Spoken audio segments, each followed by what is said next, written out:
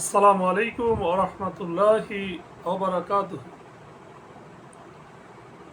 এ পর্বে আমাদের আলোচনা সূরা শুআরা এর পঞ্চম রুকু, আয়াত ৬৯ থেকে ১০৪। আলহামদুলিল্লাহ ওয়াসসালাতু ওয়াসসালাম আলা রাসূলিল্লাহ ওয়া আলা আলিহি ওয়া সাহবিহি আজমাইন, আম্মা বাদ। আউযু বিল্লাহি মিনাশ শাইতানির রাজীম। বিসমিল্লাহির রহমানির রহিম। আয়াত ৬৯ এরশাদ হচ্ছে, আল্লাহ বলেন, ওয়াতলু আলাইহিম নাবা ইব্রাহিম। আর হে নবী, আপনি ওদেরকে নবী ইব্রাহিমের বৃত্তান্ত শুনিয়ে দিন। কোন বৃত্তান্ত? যখন আল্লাহর নবী ইব্রাহিম আলাইহিস সালাম তার পিতা ও তার সম্প্রদায়কে বলেছিল, তোমরা কিসের ইবাদত করো? ইয ক্বালা, যখন নবী ইব্রাহিম আলাইহিস সালাম বলেছিল, লি আবিহি, তার পিতার উদ্দেশ্যে, ওয়া কওমিহি, ও তার জাতির, তার কওমের উদ্দেশ্যে বলেছিল, মা তা'বুদুন, তোমরা কার ইবাদত করছো? তোমরা কিসের পূজা করছো? ক্বালু, তারা বলেছিল, আমরা মূর্তির পূজা করি। না'বুদু আসনামান, যে আমরা কিছু মূর্তির পূজা করি আর আমরা সদা সর্বদা তাদেরকে আঁকড়ে থাকি। ফানাযাল্লু লাহা আকিফিন।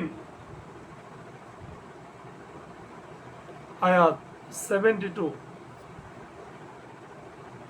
নবী ইব্রাহিম আলাইহিস সালাম বলল, তোমরা যখন তাদেরকে ডাকো তখন কি তারা তোমাদের কথা শুনে? ক্বালা, আল্লাহ নবী ইব্রাহিম আলাইহিস সালাম বলল, হাল ইয়াসমাউনাকুম, তারা কি শুনতে পায়?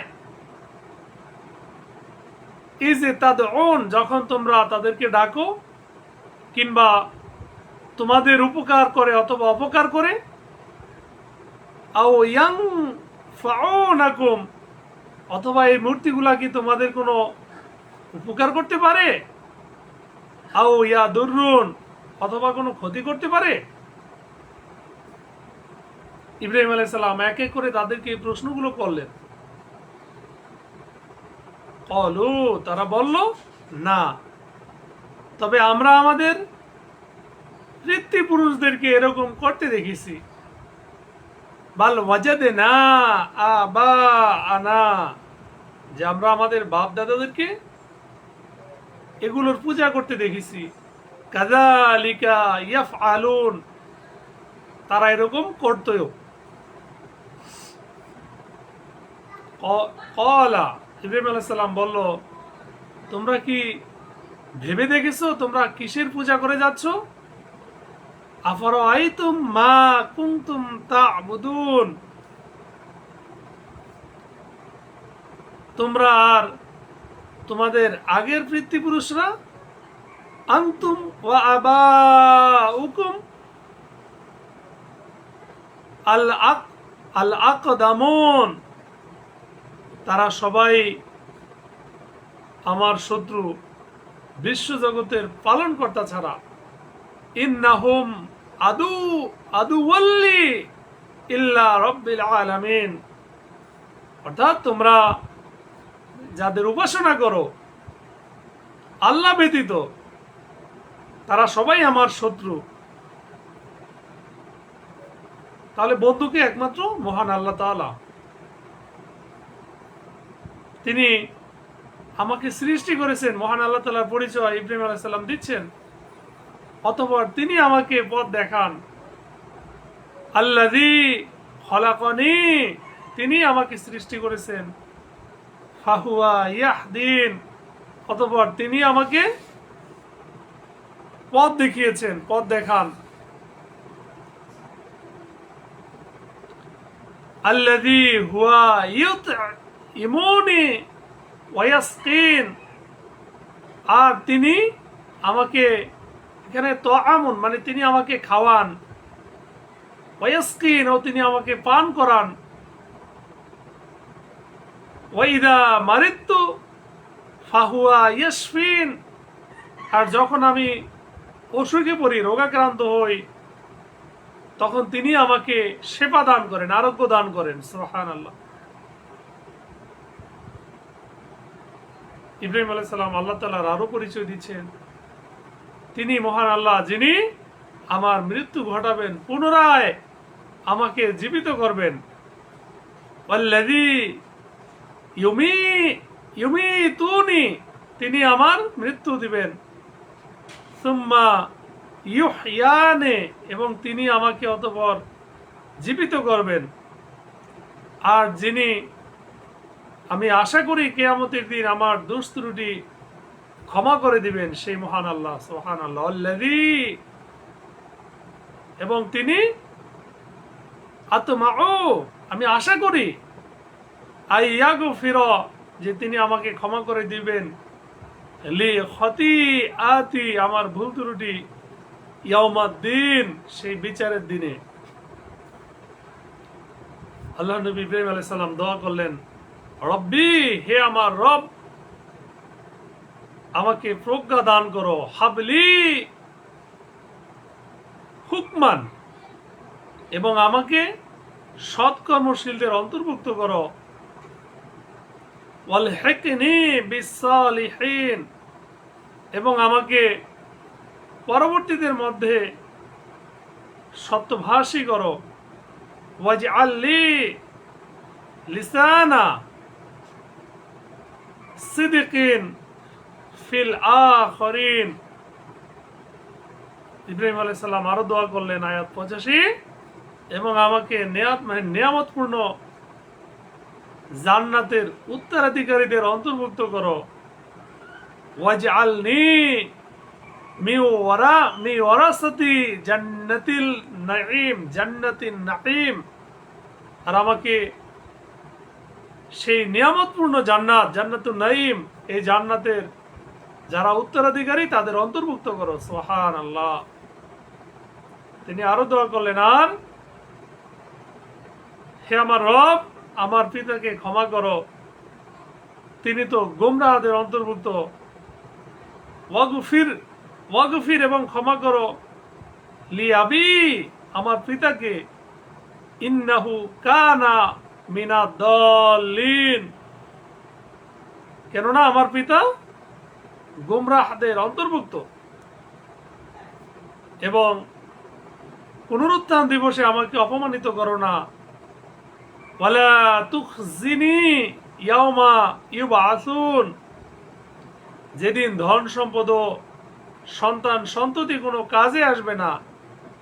ইয়াউমা লা ইয়ানফাউ মালু ওয়ালা বানুন, কেবল সাফল্য লাভ করবে সে ব্যক্তি যে বিশুদ্ধ অন্তর নিয়ে আল্লাহর নিকট আসবে। ইল্লা মান আতাল্লাহা বিকলবিন সালিম, আর জান্নাতকে মুত্তাকিদের নিকটবর্তী করা হবে। সুবহানাল্লাহ। ওয়া উজলিফাতিল জান্নাতু লিল মুত্তাকিন, উজলিফাত মানে নিকটে আনা হবে, কাছে নিয়ে আসা হবে, এবং পথভ্রষ্টদের সম্মুখে জাহান্নামকে উন্মোচিত করে দেওয়া হবে। অবুররিজাতিল জাহিমু লিল গাওয়িন, এবং পথভ্রষ্টদের সম্মুখে জাহান্নামকে উন্মোচিত করে দেওয়া হবে, আর তাদেরকে বলা হবে, তোমরা যার ইবাদত করতে তারা কোথায়? ওয়াকিলা লাহুম, আর তাদেরকে বলা হবে, আইনা মা কুনতুম তা'বুদুন, তোমরা যাদের ইবাদত করতে তারা আজ কোথায়? আল্লাহকে বাদ দিয়ে তারা কি তোমাদের সাহায্য করতে পারে? মিন দুনিল্লাহ হাল ইয়ানসুরুনাকুম আও ইয়ানতাসিরুন, কিংবা তারা তাদের নিজেদেরকে সাহায্য করতে পারে? তোমাদের তো দূরের কথা। অতঃপর তাদেরকে ও পথভ্রষ্টদেরকে জাহান্নামের মুখে ভরে নিক্ষেপ করা হবে। আল্লাহ বলেন ফাকুব কিবু, অর্থাৎ অতঃপর মুখ নিচু করে তাদেরকে ফেলা হবে, ফিহা, তার মধ্যে, হুম ওয়াল গাউন, তাদেরকে অর্থাৎ পথভ্রষ্টদেরকে জাহান্নামে মুখের ভরে নিক্ষেপ করা হবে। আর ইবলিসের দলবল সবাইকে, ও জুনুদু লিইবলিসা আজমাউন, এবং ইবলিস ও তার দলবল সহ, ক্বালু, তারা সেখানে বলবে, অহুম ফিহা ইয়াখতাসিমুন, তারা বিতর্কে লিপ্ত হয়ে যাবে সেই জাহান্নামের মধ্যে। আল্লাহি, আল্লাহর কসম, আমরা অবশ্যই স্পষ্ট গুমরাহিতে ছিলাম। তারা বলবে ইন কুন্না লাফি দালালিম মুবিন, তারা আরো কি বলবে, যে যখন আমরা তোমাদেরকে সর্বজগতের পালনকর্তার সমকক্ষ স্থির করতাম, ইদে নুসাউইকুম, আর যখন তোমাদেরকে সমকক্ষ মনে করতাম, বি রব্বিল আলামিন, বিশ্বজগতের পালনকর্তার, অপরাধীরাই আমাদেরকে গোমরাহ করেছিল। ওমা আদাল্লানা ইল্লাল মুজরিমুন, তারা সেদিন অভিযোগ করবে জাহান্নামে থেকে, কাজে আমাদের কোনো সুপারিশকারী নেই। ফামা লানা মিন শাফিঈন, তারা সেদিন আক্ষেপ করে বলবে, আজ এমন অবস্থা, আমাদের কোনো সুপারিশকারী নেই। ওয়ালা সাদিকিন হামিম, একজন অন্তরঙ্গ বন্ধুও নেই। আমাদের যদি একটি বার পৃথিবীতে ফিরে যাওয়ার সুযোগ হতো, তাহলে আমরা মুমিনদের অন্তর্ভুক্ত হয়ে যেতাম। ফালাও আন্না লানা কাররাতান ফানাকুনা মিনাল মুমিনিন, অর্থাৎ যদি পৃথিবীতে যাওয়ার একটি মাত্র সুযোগ হতো, তাহলে আমরা মুমিনদের অন্তর্ভুক্ত হয়ে যেতাম, এই আক্ষেপ করে তারা বলবে। আল্লাহ বলেন ইন্না ফি যালিকা লাআয়াতান, এতে অবশ্যই নিদর্শন আছে, শিক্ষা আছে। ওমা কানা আকসারুহুম মুমিনিন, কিন্তু তাদের অধিকাংশই ঈমান আনে না। এই ঘটনা জানার পরেও আল্লাহ বলেন আপনার প্রতিপালক তিনি অবশ্যই মহা পরাক্রমশালী, পরম দয়ালু। ওয়াইন্না রাব্বাকা লাহুয়াল আজিজুর রহিম। আল্লাহ তাআলা আমাদেরকে সঠিক বুঝ দান করুক, আমিন। আখিরে দাওয়ানা আনিল হামদুলিল্লাহি রাব্বিল আলামিন। আসসালামু আলাইকুম ওয়া রাহমাতুল্লাহি ওয়া বারাকাতুহু।